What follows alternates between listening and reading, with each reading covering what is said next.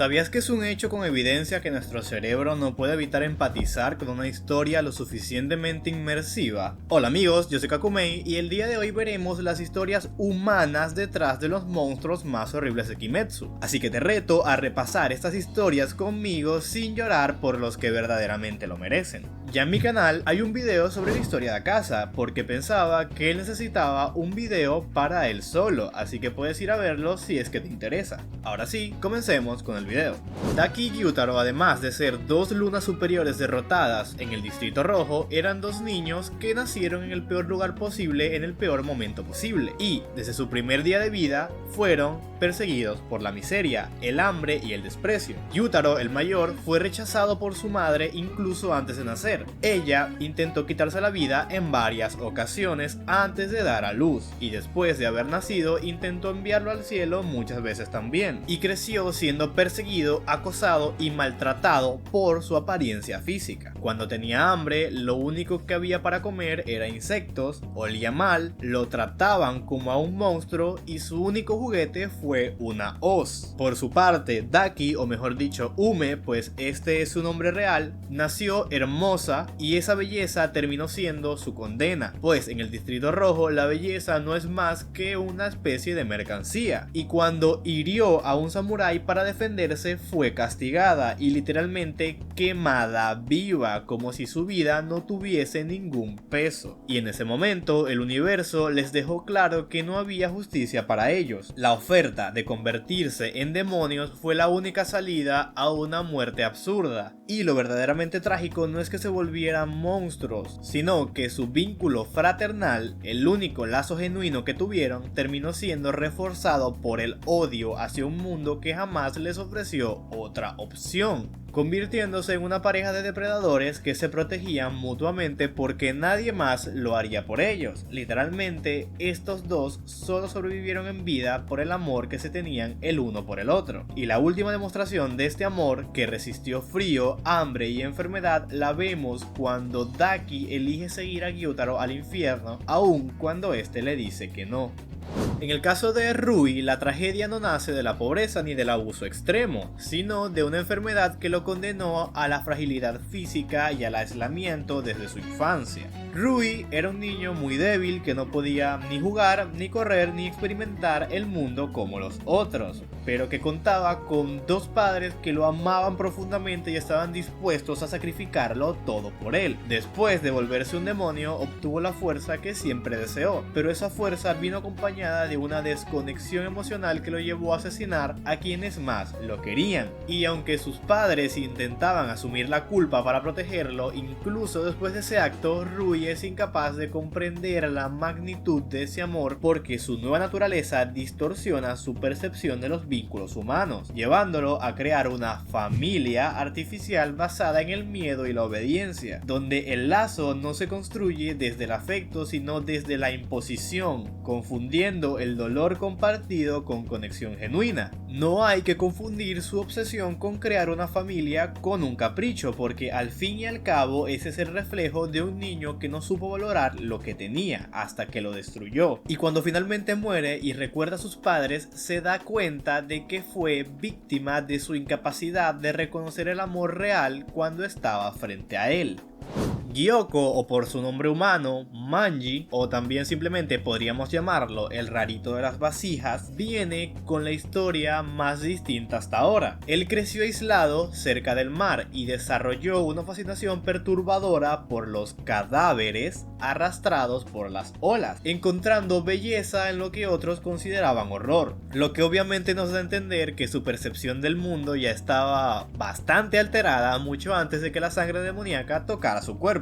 Este hombre despojó de la vida a un niño solo porque se burló de él, y posteriormente fue apuñalado por el padre de la víctima y convertido en demonio por Muzan. Como dato curioso, luego de ser convertido en demonio comenzó a consumir más que todo carne de niños. El raro de las vasijas también tiene una obsesión en convertir el sufrimiento humano en una obra de arte grotesca, moldeando cuerpos mutilados como si fueran esculturas y hablando de perfección mientras mientras destruye vidas, lo cual rompe con la narrativa cómoda de que todos los demonios eran buenas personas arrastradas por circunstancias injustas. Este tipo simplemente estuvo torcido desde el inicio de su vida.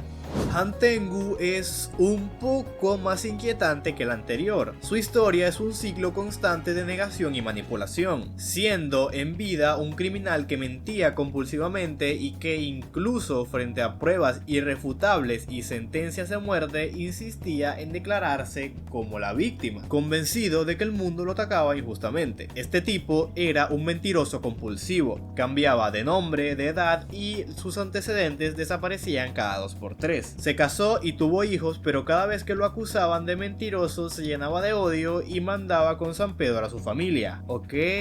Su transformación como demonio no altera esa percepción, sino que la fragmenta literalmente en múltiples encarnaciones de sus emociones, como si su psique, incapaz de asumir responsabilidad, se hubiera dividido en partes autónomas que expresan miedo, ira, resentimiento y tristeza. Además, el núcleo verdadero se esconde diminuto y tembloroso, culpando a otros por todo lo ocurrido. La historia de Kokushibo es una tragedia silenciosa que gira alrededor de una comparación constante y la envidia persistente, siendo el hermano gemelo de un prodigio incomparable cuya mera existencia redefinía la excelencia, lo que convirtió cada logro propio en una sombra proyectada por otra persona. Kokushibo fue muy fuerte, talentoso y respetado, pero vivir al lado de alguien que estaba destinado a la grandeza absoluta le sembró una sensación de insuficiencia que fue creciendo con los años, transformando la admiración inicial en resentimiento y el deseo de superación en obsesión por trascender a la muerte misma. Su decisión de convertirse en demonio surge de la incapacidad de aceptar que su legado sería menor que el de su hermano, sacrificando humanidad, familia y honor por la promesa de una eternidad que le permitiera seguir perfeccionándose. Y cuando finalmente cae, siglos después, comprende que ni la inmortalidad ni el poder absoluto lograron llenar el vacío que lo impulsó desde el principio, revelando que su tragedia fue haber construido toda su identidad sobre una comparación interminable que jamás podía ganar.